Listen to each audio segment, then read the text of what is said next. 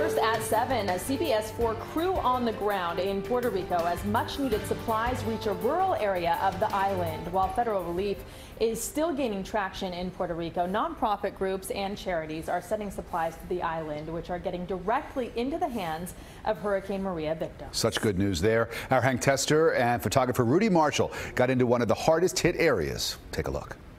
How important is this water to you? Oh, very, very important. This is all you have, right? Yeah. This is the rural town of Yabucoa, an hour and a half from San Juan. Maria's eye ravaged this area, and weeks later, relief has been slow, almost non-existent. Church came, and you're the second one that came here.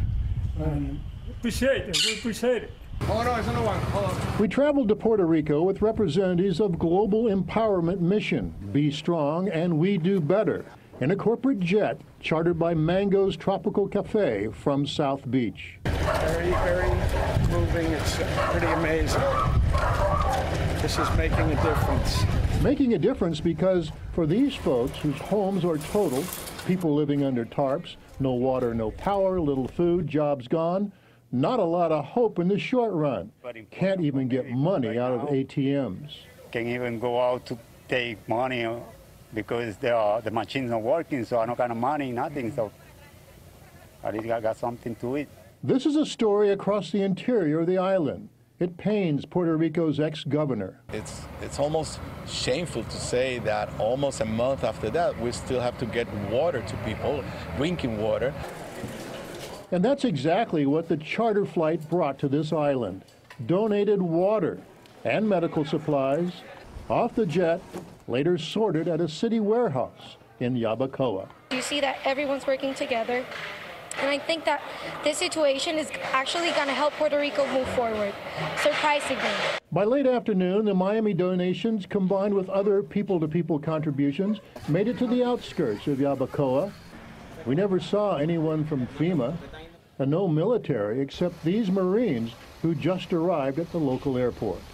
For these folks, these contributions from people in Miami are basically life-saving items for them.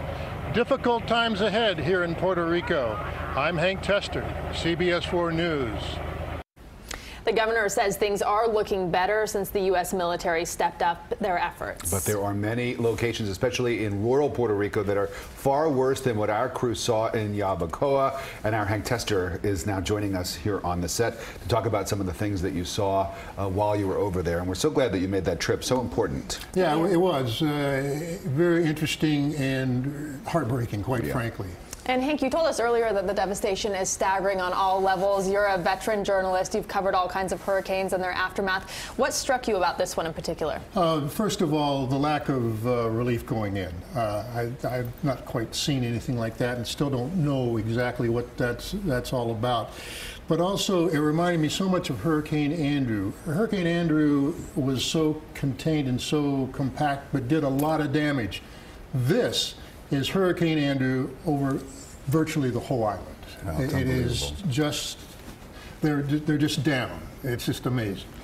We've been told to prepare for a lot of Puerto Ricans coming to the mainland, coming to Florida. I know that some of the local schools here were preparing to have an influx of students from Puerto Rico who would come here to try to get away from the island during this recovery period. What did you see as far as that? Well, you saw the guy in there talking about he couldn't go to the ATM for money to eat, right? And the next part of that interview was, next time I get a ticket, if I can afford a ticket, I'm going to South Florida. I am going to go to his relatives in Orlando. We heard that a lot from people his age, but the younger people seem to be a little more in tune with staying and going through this and making it work. However, I would suspect if somebody got a good job with IBM and they had some IT skills, they'd be out of there. Well, also you said that you were with these people delivering aid, and the people you were in contact with, hadn't seen anyone except maybe one other charity group since the hurricane hit. Well, that's what they told us. And remember, this group was out of town and up on a little hill.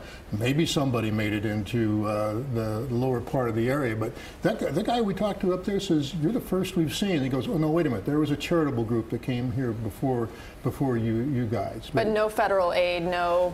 Not that we could see in that particular area, and they need it. I mean, they need water. One good shining little star there is that the gasoline stations are opening up, so they can get around a little bit. But it's got to be very hot down there, and there's still, most people still have no electricity over 90% of the island. Well, it's getting a little better with electricity. We did see one crew out working there, but there's no cell phones whatsoever in many of the areas. You really start feeling hopelessness a bit when you're out among these folks. Well, again, so glad that you and Rudy Marshall, our photojournalist, were able to go down there and give us a first-hand look at that. Thank you very much. Hank Tester. You bet.